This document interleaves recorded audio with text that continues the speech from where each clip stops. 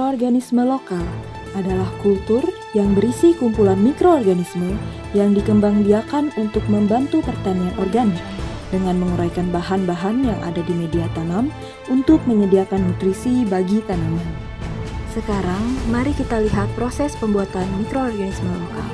Pertama, ada nasi basi, botol plastik 1,5 liter, gula merah, wadah plastik, air bersih, dan terakhir kantong plastik. Langkah pertama yaitu membentuk nasi bekas menjadi bulat-bulatan kecil dan disusun ke dalam wadah plastik.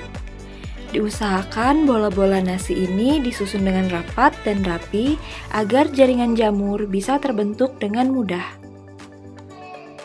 Ditutup wadah plastik yang berisi susunan bola-bola nasi bekas.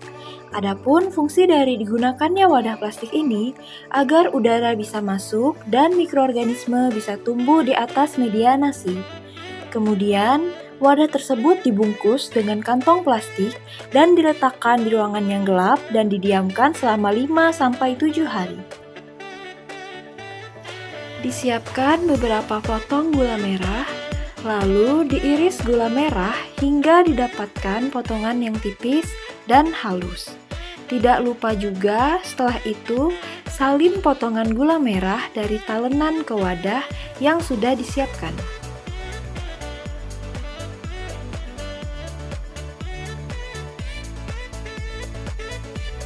Selanjutnya, campurkan irisan gula merah dengan air bersih secukupnya ke dalam wadah.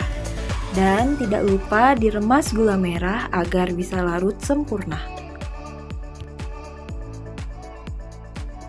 Nah, setelah 5 hari masa fermentasi, dibuka kantong plastik yang membungkus wadah nasi basi, kemudian dapat diamati pertumbuhan jamur pada nasi. Jamur yang berbentuk seperti kapas dan berwarna putih merupakan jamur Rhizopus stolonifera yang dapat memproduksi enzim, memfermentasi substrat lain, dan mengolah limbah. Adapun jamur yang berwarna jingga merupakan jamur oncom yang sangat umum tumbuh pada nasi dan roti basi. Walaupun sedikit, tetapi tumbuh jamur Trichoderma yang berwarna hijau. Jamur ini sangat kuat untuk melawan penyakit fusarium pada tanaman yang merupakan penyakit layu dalam tanaman. Warna hitam pada nasi basi menunjukkan tumbuhnya jamur Aspergillus niger.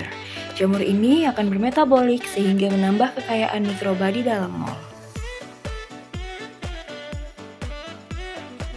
Kemudian dimasukkan air bersih ke dalam ember dan bola-bola nasi yang sudah difermentasi dengan perbandingan 4:1. Kemudian diremas bola-bola nasi agar bisa tercampur sempurna dengan air. Dimasukkan larutan gula merah ke dalam ember berisi campuran nasi basi dengan air. Kemudian setelah dimasukkan, jangan lupa pula diaduk menggunakan tangan agar gula dan juga campuran nasi basi bisa tercampur dengan sempurna. Jika larutan gula merah dan campuran nasi bekas telah tercampur dengan sempurna, maka dapat disalin ke dalam botol plastik ukuran 1,5 liter. Kemudian ditutup botol plastik, namun jangan terlalu rapat karena setelah ini mol akan didiamkan selama 1 minggu yang mana bisa menghasilkan gas. Setelah 1 minggu masa fermentasi, maka mol siap digunakan. Sebelum digunakan, jangan lupa dikocok terlebih dahulu mol dan dibuka perlahan tutup botol agar mol tidak meledak.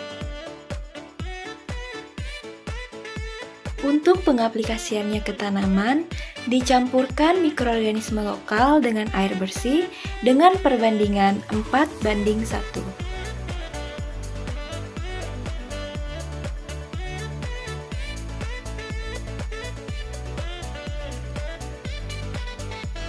Setelah tercampur dengan sempurna, maka pupuk cair organik ini bisa langsung kita gunakan dan kita aplikasikan ke dalam tanaman agar tanaman bisa tumbuh subur dan unsur hara bisa lebih meningkat.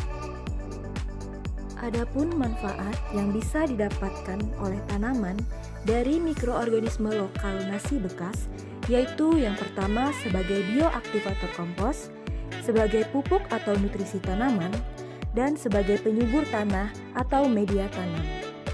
Sekian dari saya, semoga video ini dapat bermanfaat bagi masyarakat dan teman-teman semua. Terima kasih dan sampai jumpa.